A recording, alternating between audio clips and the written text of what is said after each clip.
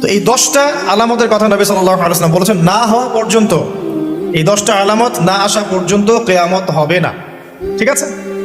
আচ্ছা, আসেন বলি। প্রথমে কি? দাজ্জাল, তারপরে ইয়াজুজ আর মাজুজ, 3 নাম্বার ঈসা ইবনে মারইয়ামের প্রত্যাবর্তন, 4 নাম্বার দাব্বাতুল আরদ, জমিন থেকে প্রাণী বের হয়ে কথা বলবে মানুষের সাথে। ঠিক আছে? 5 নাম্বার কি বললাম? ধোঁয়া, দুখান। ঠিক আছে? 6, 7, 8 3টা ভূমিকম্প, পূর্ব দিকে একটা, পশ্চিমে একটা, পৃথিবীর মাঝখানে একটা। 9 নাম্বার ইয়েমেনের নাম শুনেছেন? ওই যে যেখানে সৌদিরা বোম মারছে আর কি, ইয়েমেনের বাচ্চাদেরকে বোম মেরে হত্যা করছে না, জানেন না খবর? তো ওই ইয়েমেনের ছোট ছোট বাচ্চারা শিয়া সুন্নির কি বোঝে আমার বুঝে আসে না। ওই ছোট ছোট বাচ্চাগুলো শিয়া সুন্নির কি বোঝে আমার বুঝে আসে না। আমেরিকার টাকা খেয়ে ওরা ঠিকই বোম মারছে, আর এই বোমগুলো তো এরা তৈরি করতে পারে না, আমেরিকার কাছ থেকে কিনে নেয়। তো ওই ইয়েমেন থেকে আগুন বের হবে, সেই আগুন মানুষকে হাসরের মাঠের দিকে তাড়িয়ে নিয়ে আসবে, এবং 10 যেটা বললাম, সূর্য উঠবে পশ্চিম দিক থেকে, তখন তওবার দরজা বন্ধ হয়ে যাবে। নবীজি সাল্লাল্লাহু আলাইহি ওয়াসাল্লাম বলেন, কিয়ামতের দিন সবচাইতে নিঃস্ব হবে ওই ব্যক্তি যার আমলের কোনো অভাব নাই, নামাজ রোজার অভাব নাই, হজ যাকাতের অভাব নাই, দান সাদকার অভাব নাই, এক কথায় কোনো প্রকার নেক আমলের অভাব নাই। দুনিয়াতে তার একটা সমস্যা ছিল, সে বান্দার হক নষ্ট করত। বিশ্বনবী কিয়ামতের ছোট আলামতের ব্যাপারে যা যা বললেন, সেগুলো যদি আমরা ধারাবাহিকভাবে শুনতে চাই, তাহলে প্রথমেই যে আলামতটার কথা বলতে হবে সেটা হচ্ছে বিআসাতু রাসূলিল্লাহি সাল্লাল্লাহু আলাইহি ওয়াসাল্লাম। বিশ্বনবীর এই পৃথিবীতে, এই ধরাতে আগমনটাই হচ্ছে কিয়ামতের সর্বপ্রথম আলামত। সুবহানাল্লাহ কইতে পারলেন না? বিশ্বনবীর আগমন পৃথিবীতে হয়েছে কি হয় নাই? কথা বলেন। বিশ্বনবী যে আসছেন আবার চলে গেছেন, বিশ্বনবীর এই আগমনটা হয়ে গিয়েছে পৃথিবীতে কয় বছর চলে গেল? হ্যাঁ, প্রায় 1400-1500 বছর চলে গেল, এখনো কিয়ামত হয় নাই। সুবহানাল্লাহ পড়েন। আরবি কোনকে কিয়ামত আমারে বোঝাই পারিল তো বাংলা কইতে হইব। এরা জীবন এটার বাংলা, নবীর বাংলা করে না। নবী শব্দের অর্থ হইল গায়েবের খবর দেনেওয়ালা, গায়েব জাননেওয়ালা, হিডেন নলেজ ইংরেজিতে বলে। না, বার্তাবাহক হইল রসুল শব্দের অর্থ, আর নবী শব্দের অর্থ হলো হিডেন নলেজ। হে ইয়া আইয়ুহান নবী, আল্লাহ ডাকতেছে ইয়া, ও হে আইয়ুহান নবী, হে আমার গায়েব জাননেওয়ালা। নবী শব্দের অর্থই গায়েব জাননেওয়ালা, হিডেন নলেজ। আর কিয়ামত শব্দের অর্থই হচ্ছে পুনর্জন্ম, জন্মান্তর বাদ। রসুল শব্দের অর্থ হচ্ছে যে বার্তাবাহক, বার্তা যিনি মেসেঞ্জার। এখন এইটা হইল বস্তু জগতের রসুলকে বোঝানো হয়েছে, কিন্তু দর্শনগত অর্থ হইল রসুল শব্দের অর্থ হলো মুক্ত পুরুষ, খান্নাস মুক্ত মহাপুরুষ, তিনিই হচ্ছেন রসুল। এল্লে কইছে রজুল শব্দের অর্থই পুরুষ, রাজ্জা, রাজ্জা থেকে রসুল, বুঝছেন? এই জন্য বলে শেবা মানে বুড়া, রাজ্জা মানে পুরুষ, বুজুরা মানে বাচ্চা, এই যে লেদা বাচ্চা, বুঝছেন? আরবি এই বিষয়গুলো আমাদেরকে তো বাংলা ছাড়া বোঝানো সম্ভব না। তাইলে সূরা কিয়ামতের 2 নম্বর আয়াতে আল্লাহ কইতেছে ওয়ালা উকসিমু বে নফসে লওয়ামা, আল্লাহ নফসে লওয়ামার কসম খাইছে। আল্লাহ কোরআনের মধ্যে অনেকবার কসম খাইছে। আল্লাহ ওই শহরের কসম খাইছে, আল্লাহ তিন এবং জৈতুনের কসম খাইছে, আল্লাহ নফসে লাওয়ামার কসম খাইছে। আল্লাহ নফসে লাওয়ামার কসম খাইল কেন? আল্লাহ কেন নফসে আম্মারা এবং নফসে মুতমাইন্নার কসম খাইল না? লাওয়ামার কেন? তা নফসের মানে প্রাণ, প্রাণের স্তর আছে। প্রাণের স্তর কয়টা? কোরআন বলতেছে যে প্রাণের স্তর নফসে আম্মারা, নফসে লাওয়ামা, নফসে মুতমাইন্না, নফসে মুলহেমা। হ্যাঁ, আবার আরেকটা আছে স্তর নফসে ওয়াহিদা, এটা হলো নফসের স্তর। হ্যাঁ, আবার নফস কি? নফসের ভাগ আছে অনেক। এই নফসের ভাগকে আমাদের সমাজে বাউলদের মধ্যে ভুল আছে। তারা কি করে? রুহের ভাগ করে, রুহের 5 ভাগ করে। এই যে রুহে হাইওয়ানি, রুহে ইনসানি, রুহে নাবাতি, রুহে জামাতি, তারপর আরেকটা জানি কি কয়, এরকম 5 ভাগ করে। কিন্তু এটা রুহের ভাগ না, এইটা হইল নফসের ভাগ হবে, কারণ রুহের কোনো ভাগ নাই, রুহের কোনো স্তর নাই। রুহ স্বয়ং আল্লাহ নিজে।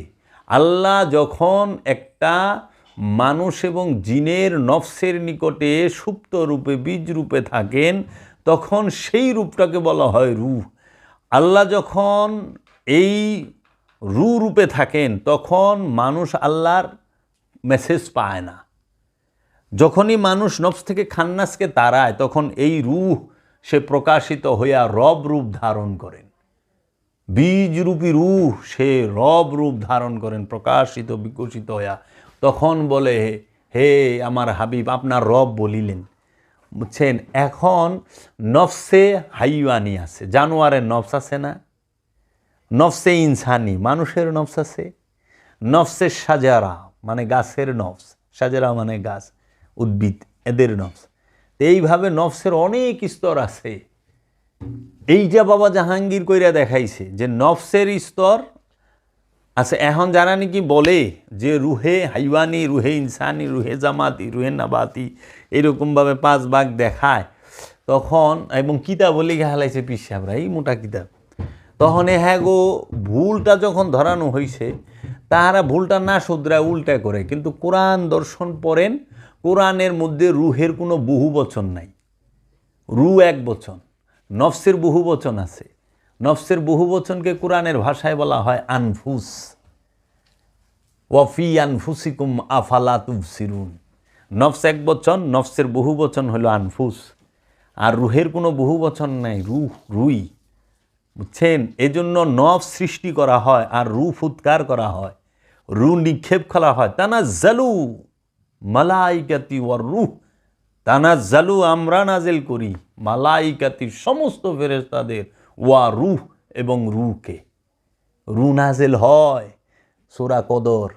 আবার আল্লাহ কইতেছে ওয়ানুফাক্তু মিন রুহি উসজুদুল আদামা, হে ফেরেশতারা আদমকে সেজদা করো। কেন সেজদা করো? ওয়ানুফাক্তু মিন রুহি, আমি আমা হতে রু ফুঁকে দিলাম, রু নিক্ষেপ করে দিলাম আদমের মাঝে। রু নিক্ষেপ করার সাথে সাথে সেজদা দিবা। নফসকে সেজদা দেওয়া জায়েজ নাই, নফসকে সেজদা দেওয়ার হুকুম নাই, মানুষকে সেজদা দেওয়ার হুকুম নাই। মানুষকে সেজদা দেওয়া হুকুম সারা কোরআনে কোথাও নাই। সেজদা দিতে হবে ওই মানুষের মাঝে যে জাত রূপে রব সমাসীন, সেই রুকে। এর জন্য রসুলকে সেজদা দেওয়া ফরজ, আদমকে সেজদা দেওয়া ফরজ। তাজিমি সেজদা বলতে কোনো সেজদা নাই, এটা হলো বাটপারি কথা। এই যত সাধু সন্ন্যাসী মৌলবী মুন্সিরা তাজিমি সেজদা, সব বাটপার, 1 নাম্বারের বাটপার। এগিনেই গোলা করছে। সেজদায় একটাই, সেজদায় একটাই, সেইটা হলো কি? এবাদতের দাসত্বের সেজদা। আর সেই সেজদা কই করবেন? আদমকে। আদমকে ছাড়া সেজদার কোনো জায়গা নাই, আদমকে ছাড়া সেজদার কোনো জায়গা নাই। ওলিয়ে কামেলকে ছাড়া সেজদার কোনো জায়গা নাই। এবাদতের সেজদাই করতে হবে ওলিয়ে কামেলের মধ্যে, ওলিয়ে কামেলের মধ্যে, রসুলের মধ্যে। তাজিমি মাজিমির ইগিনে কোনো সেজদাই নেই, এখানে ফক কইরা কথা। ওরা কয় ডরের ঠেলায় কয়, ঠেলায় কয়, অজ্ঞতার থেকে কয়। আবার সেজদারে 5 ভাগ করে, এই করে হেই করে। হ্যাঁ, বাপেরে কত ভাগ করে। কয় প্রকার পিতা, এই যে পীরেরে বাবা কৌকে দলিল ঠেইলা টাইনা লয়ে হে। আশ্চর্যের বিষয়, এত ঢেলা ঢেলির কি আছে? তুই আমারে দেখা মাটিতে পাটিতে যায় না মাঝে, কোনো হানে সেজদা দেওয়ার হুকুম আছে না? আল্লাহ নিজে বলছে যে সেজদা দিবা আমাকে, আল্লাহকে। আল্লাহতে সেজদা দিবা। আল্লাহতে সেজদা দেওয়া ছাড়া আর কোথাও সেজদা দেওয়ার হুকুম নাই। তা আল্লাহতে যদি সেজদা দিতে হয়, তা আপনি মাটিতে কেন দিচ্ছেন? সেজদা তো আল্লাহতে দিবেন। তো সেজদা কখনোই মাথা নত করাকে বলা হয় নাই, সেজদা কখনোই মাথা নতকে বলা হয় নাই। সেজদা কখনোই দেহের হয় না, মাথার হয় না। সেজদা দিতে হয় অন্তরের, সেজদা দিতে হয় মনের, সেজদা দিতে হয় কলবের, কলবকে সেজদা দিতে হবে। সেজদা দিতে হয় জ্ঞানের, জ্ঞানের মাথার, এই দেহের মাথার না। কারণ দেহের মাথা তৌহিদে বাস করে, দেহের মাথা মুসলমান। দেহের মাথার মধ্যে শয়তান নাই, শয়তান থাকে হইল অন্তরের মধ্যে। শয়তান মিশা থাকে জ্ঞান বুদ্ধির মধ্যে, এই দেহের মাথায় না। এর জন্য দেহের মাথায় সেজদা আপনি করলেও পারেন, না করলে এটা হলো মেজাজি আনুষ্ঠানিকতা, অনুষ্ঠান। কিন্তু মূল সেজদা হচ্ছে অন্তরের, জ্ঞানের, অহংকারের সেজদা। অহংকার যখন উঠবে তখনই সেজদা দিতে হবে। কোথায়? আদমের কদমে, আদমের মধ্যে। আদম যা বলে তাহাই মানতে হবে। আদম যাহা বলে ওইটা মানার নামই সেজদা। আদম যাহা করে ওইটা করার নামই সেজদা। আদম যাহা বলে ওইটা শোনার নামই সেজদা। এর জন্য আল্লাহ বলছে, আমার রসুল যা করে তা কইরো না, আমার রসুল যা বলছে সেইটা করো। এর লেগে রসুলের হুকুম মানা আতা আত, আর রসুলের মতো করা এটা হলো বাগাবাদ। রসুলের হুকুম মানা এটা হলো আপনার আত্তাবিউনি, অনুসরণ করা। রসুলকে অনুসরণ করতে বলা হয়েছে, রসুলকে অনুকরণ না। সমাজ এখন কি করছে জানেন? রসুলকে অনুসরণ বাদ দেয়, রসুলের অনুকরণ শুরু করছে। রসুল যা বলছে সেইটা না কইরায়। রসুল বলছে মিথ্যা বলল না, এখন মিথ্যা সবাই কয়। রসুল বলছে চুরি চামারি বাটপারি লুচ্চামি কইরো না। রসুল বলছে কম করি মিলায়ও না জিনিসপত্রের মধ্যে, ওজনে কম দিও না, হারাম খাইও না। কত উপদেশ দিছে, এগিনে সব কি করে? মানে না। কিন্তু রসুল যা করছে, রসুল দাঁড়িয়ে রাখছে। ওখানে বাঙালি আমরা মুসলমান দাঁড়িয়ে রাখি, রসুল টুপি পরছে, রসুলের মতো টুপি পরে, রসুল পাঞ্জাবি পরছে, রসুলের মতো পাঞ্জাবি পরে। এটা হলো অনুকরণ, অনুসরণ না। অনুসরণ হলো রসুল যা করছে সেইটা করা। এখন কি হয়েছে যে রসুল 4টা বিয়ে করতে হয়েছে সুন্নাত। হ্যাঁ, 9 পর্যন্ত করা যায়, আল্লাহ রসুল করেছেন। কিন্তু কোরআন যে কয়ে দিয়েছে ওমা ইয়ান্তিকু আনিল হাওয়া, জীবনে আমার রসুল একটা কথা বলে নাই আল্লাহর ইচ্ছা ছাড়া। আল্লাহর ইচ্ছা ছাড়া আল্লাহর রসুল একটা কথা কয় নাই। তাহলে যেই রসুল আল্লাহর ইচ্ছা ছাড়া একটা কথা কয় নাই, তাহলে সমস্ত বিবাহগুলো আল্লাহ রসুল আল্লাহর ইচ্ছায় করছে। তা মৌলবী, আপনার কাছে একটা প্রশ্ন, আপনি যে 4টা হাঙ্গা করছেন, এই হাঙ্গাটি আপনি কার ইচ্ছায় করছেন? আল্লাহর ইচ্ছায় না আপনার খায়েশের ইচ্ছায়? কোন তো দিহি। হ্যাঁ, আল্লাহ আপনারে যদি হাঙ্গা করবা কয়, তা আপনার ঘরে এইরকম এই যে তুরাম খা জন্ম নিল গে, হ্যাঁ, সব জালিম সিং জন্ম লইছে ঘরের ভিতরে, একটাও মুমিন নেই, জালিম সিং সব। আল্লাহর ইচ্ছা বিয়া করছেন না নিজের খায়েশে? কোরআন বলতেছে, হে মুমিন মুমিনা, তোমরা এখন বিবাহ বন্ধন আবদ্ধ হও, তোমাদের লজ্জায় স্থানকে উত্তেজিত করো। এই মুমিন আর মুমিনা যখন মিলন করবে তখন ওই ঘর থেকে নেক সন্তান পয়দা হবে, আল্লাহর ওলি আগমন করবে, কারণ দুইটাই পবিত্র। ওখানে আপনি খাইছেন, লাগাইছেন নিম গাছ, অন্ধেছেন আঙ্গুর, কাম হইব? অসতের ঘর থেকে অসতই জন্মাইব, জানুয়ারের ঘর থেকে জানুয়ারি জন্মাইব। অসতের ঘর থেকে মুমিন আইব না, জানুয়ারের ঘর থেকে জানুয়ারি বেরিব। আমরা হিসাব মিলাইব এবে। আমরা কি অন্তরের খবর জানি কারো? আমরা তো অন্তরের খবর জানি না, আল্লাহ অন্তরের খবর জানে। এর জন্য সেজদা যে করব, সেজদা একটাই হুকুম। কোরআনে যে সেজদা বলছে, সেজদা সেইখানে 2টাই স্তর আছে।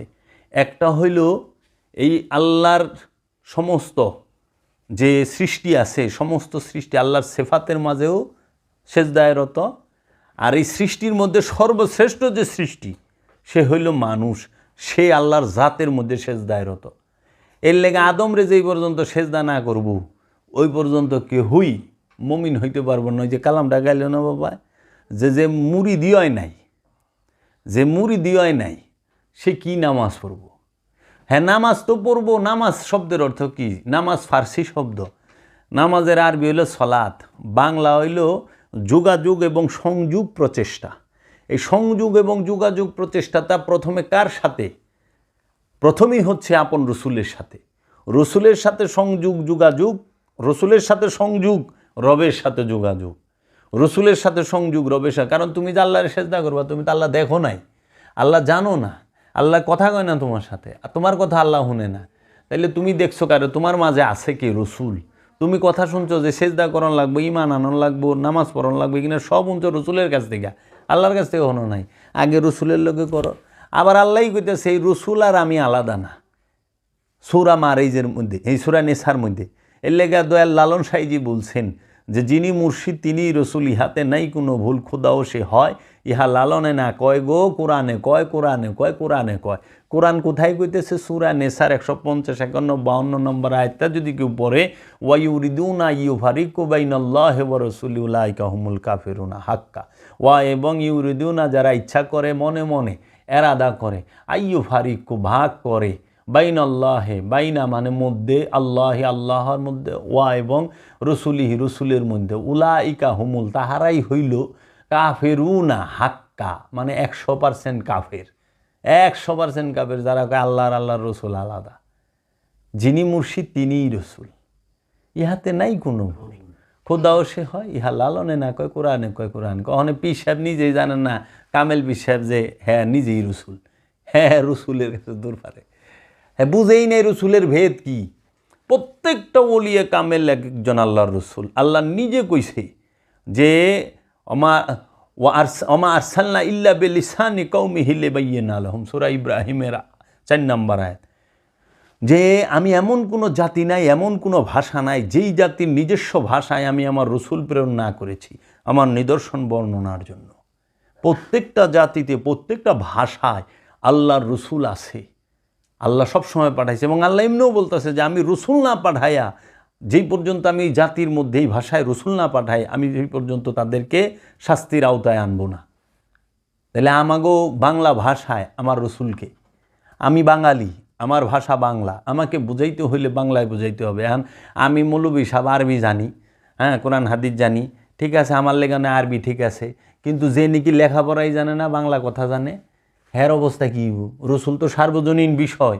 রসুল যেরকম গৃহস্থের লেগে ওই রকম সচিবের লেগেও। রসুল এমন এক ব্যক্তি, এমন এক পার্সন যে রসুল সর্বজনীন, সবার জন্য। এর জন্য রসুলের বাণী হইতে হবে সবার জন্য কল্যাণময়। রসুলের বাণী খালি বড় লোকের লেখবেন, গরিবের ভাইব না তা না, আবার রসুলের বাণী গরিবের লেগেবে, বড় লোকের না। হেদায়েতের বাণী হয় সার্বজনীন। এর জন্য যিনি সার্বজনীন নয় তিনি কোনো অলি নন। যে জাতের মধ্যে গণ্ডির ভিতরে রয়েছে হ্যাঁ হলো মোল্লা। বাবা জাহাঙ্গীর কইছে আমার দয়াল মুর্শিদে, যে মোল্লা যে নাকি জাতের ভিতরে থাকে, যে নাকি জাতের ভেদাভেদ করে, সার্বজনীন হইতে পারে নাই, সে কখনোই অলিয়ে কামেল না। সে মোল্লা, যদি হিন্দুগো মধ্যে হয় সে পণ্ডিত, যদি খ্রিস্টানের মধ্যে হয় সে হইল পাদ্রী, যদি ইহুদির মধ্যে হয় সে হইল রাব্বি, সে কখনোই সুফি না। এর জন্য মুসা কালিমুল্লাহ সার্বজনীন, ঈসা রুহুল্লাহ সবার নবী, ঈসা রুহুল্লাহ সবার নবী, মুসা কালিমুল্লাহ সবার নবী। আপনি ভগবান শ্রীকৃষ্ণ বলেন, মহাদেব বলেন, এরা সার্বজনীন। এগো বাণী পড়িয়া দেখেন, শুনে দেখেন, সার্বজনীন বাণী বলছে, জাতের বাণী তারা কয়নি। ভগবান শ্রীকৃষ্ণ বলছে, অর্জুন তুমি কর্ম করিয়া যাও, ফলের আশা কইরো না, ফল তো দেনেওয়ালাই দিব, তুমি কর্ম করো। সার্বজনীন বাণী, কর্ম করো। আমাদের ইসলাম ধর্মে মহানবী সাল্লাল্লাহু আলাইহি ওয়াসাল্লাম তাহার বাণী পড়েন, হাদিস না কোরআন পড়েন। হাদিসের মধ্যে অনেক দেখা যায় যে নিজের রসুল কখনোই জাতের হইতে পারে না। যেরকম কাবা কখনো জাতের হয় না, কাবা হইল সার্বজনীন। এটার দলিল কই? কোরআনে সূরা বাকারার 125 নম্বর আয়াত, ওয়া ইজ্জাআলনা বাইতা মাসাবাতাল লিন্নাসি, ওয়া এবং ইজ যখন জাআলনা আমরা নির্বাচন করিলাম, বাইতা ঘরটিকে, মাসাবাতান মিলন কেন্দ্র, লিন্নাসে মানব জাতির জন্য, মানব জাতির জন্য মিলন কেন্দ্র হইল কাবা। এনে কইছে মানব জাতি, লিন মুসলিমিন নাই, আছে লিন শিয়া সুন্নি নাই, লিন না আছে, না আছে মানে মানব জাতি। মানব জাতির ভিতরে মুসলমান, হিন্দু, বৌদ্ধ, খ্রিস্টান, ইহুদি, আস্তিক, নাস্তিক সব আছে। এর জন্য আল্লাহর কাবা হইল আল্লাহর হাবিব নিজে, যার কাছে কোনো জাতের স্থান নাই, ফেরকার স্থান নাই, যিনি সার্বজনীন, যার কাছে ইহুদি হয়েছে, খ্রিস্টানও আইছে, সাহাবারও আইছে। হ্যাঁ অলিরা, যেরকম খাজা আজমিরি, যান খাজা বাবার রওজায় মাজারে, দেখবেন যে সকল ধর্মের মানুষ ওইখানে আছে, ধর্ম জাতপাতের মধ্যে ভেদাভেদ নাই। বুঝছেন? যান লালন সাইজির এখানে সকল ধর্মের মানুষ এখানে আছে। আর আমরা যারা আছি এই সাইনবোর্ডালা হিসাব, তারা কাবাও বানায় লইছি মুসলমানের, আল্লাহ মুসলমানের, রসুল মুসলমানের। এটি ব্যক্তিগত দলের প্রপার্টি হয়ে গেছে এখন। আল্লাহ সার্বজনীন, তার রসুল সার্বজনীন, তার বাণী আল কোরআন সেটাও সার্বজনীন, তার দেওয়া কাবা সেটাও সার্বজনীন। যেটা সার্বজনীন নয় সেটা কখনোই আল্লাহর হইতে পারে না। এর জন্য সালাত সেটা সর্বজনীন। সালাত হচ্ছে আমানুর জন্য, সালাত আমানুর জন্য, যার হৃদয়ে রসুলের প্রতি বিশ্বাস আছে, ইমান আছে, তার জন্য সালাত ফরজ। সালাত মুসলমানের লেগে সারা কোরআন এক জায়গায়ও নাই, আছে আমানুর লেগে। আর এই আমানুরে মুসলমান এবার কইছে কোরআনে সূরা আল ইমরানের 102-3 নাম্বার আয়াত, যে আল্লাহ কইতেছে ইয়া আইয়ুহাল্লাযীনা আমানুত্তাকুল্লাহা হাক্কা তুকাতিহি ওয়া লা তামুতুন্না ইল্লা ওয়া আনতুম মুসলিমুন। প্রথম বলছি ইয়া আইয়ুহাল্লাযীনা আমানু, হে আমানুরা, তোমরা আল্লাহকে ভয় করো, ভয় করার মতো, এবং তোমরা মুসলমান না হয়ে মারা যায়ও না। এনে মানুষরে কয় না, আমানুরও কইছে। আমানু আগে বুঝার, মুমিন, আমানু আর মুমিনের তফাত বুঝা। আমানু আর মুমিনের তফাত আসমান জমিন, আসমান জমিন। আমানু কি জিনিস, মুসল্লি কাকে বলে, আমানু মুসল্লি, মুমিন, বুঝতে হবে। এই বিষয়গুলো হইল আমাদের জানার বিষয়। এরকম বিশ্লেষণ করা যায়, হ্যাঁ, আমাদের মধ্যে বিশ্লেষণ গবেষণা নাই তো। পররে দায়মি সালাদ কে করবো, মুসল্লিতে। যে মুসল্লি আগে আমানুকে, আমানু সেই হবে যে রসুলের হাতে হাত দিয়া বায়াত গ্রহণ করছে এবং রসুলের উপর ঈমান আনছে, রবের উপর ঈমান আনছে, কিতাবের উপর ঈমান আনছে, ফেরেশতাদের উপর ঈমান আনছে, সকল নবীদের উপর ঈমান আনছে, যে ইয়ৌমুল আখিরাতের উপর ঈমান আনছে। এই রকমভাবে অনেকগুলো বিষয় কোরআনে উল্লেখ করা আছে। এরা হলো আমানু। এই আমানু মৌখিক বিশ্বাস করছে, প্রাথমিক বিশ্বাসী। আর মুমিন হইল পরিপূর্ণ বিশ্বাসী, পরিপূর্ণ বিশ্বাসী, যে আল্লাহকে দেখা ভালাইছে। আল্লাহরে দেখানোর পরে আর ইবাদত নাই। এর লেগে আল্লাহ কোরআনে কইছে যে ওয়াবুদু রব্বাকুম হাত্তা ইয়াতিকাল ইয়াকিন, তুমি ওই পর্যন্ত ইবাদত করো বিশ্বাসে কিন হওয়ার আগ পর্যন্ত, বিশ্বাস অর্জিত হওয়ার আগ পর্যন্ত ইবাদত করো, বিশ্বাস অর্জিত হওয়ার। আর ওখানে মোল্লারা লাগাই দিছে মরণের আগ পর্যন্ত ইবাদত করো, মরতে মরতে ইবাদত করতে করতে মরে যা। এর লেগে ওই যারা হাদিস বানাইছে, রসুল 2 সাহাবীর কান্দে বোর দিয়ে নমজ পড়ছি, তাও নমজ ছড়ে নই। তা আমি জিগাইছি, তুই আগে এটা রসুলের লেগে নামাজ আছে? তুই সারা কোরআনে একটা আয়াত দেখা যে লেখা আছে ইয়া আইয়ুহার রসুল আকিমুস সালাত ওয়াতুজ যাকাত, হে রসুল সালাত কায়েম করেন, যাকাত আদায় করেন। যারা কয় রসুলের জন্য সালাত, রসুলের জন্য রসুল নামাজ পড়ছে, রসুলের জন্য সালাত, তাহারাই তো কোরআন বিরোধী কথা কয়। কারণ রসুল হইল গুরু, রসুল গুরু, আমান হইল ছাত্র। রসুল সালাত শিক্ষা দিবার আইছে, সালাত পড়বার আহে নাই, সালাত করবার আহে নাই। যে সালাত করে হ্যাঁ রসুল না, হ্যাঁ হইলে আমানু, বুঝছেন মা? এর জন্য রসুলের ফাংশনই তো বুঝে না, গোড়াই তো গলত লেগে গেছে। রসুল কি আগে এটা বুঝো? ওরা নবীরে দে নামাজ পড়ায়, রসুলের দে নামাজ পড়ায়। নবী সে নামাজ পড়ুন কি এর লেগে, শয়তান খেদাইবের লেগে। আর নবী তো জন্মের সাথে সাথে আল্লাহর লগে কথা কয়, নবীর মায় আল্লাহর লগে কথা কয় সরাসরি। নবীর মায় আল্লাহর লগে কথা কয় না, মা মরিয়ম আল্লাহর লগে কথা কয় না সরাসরি।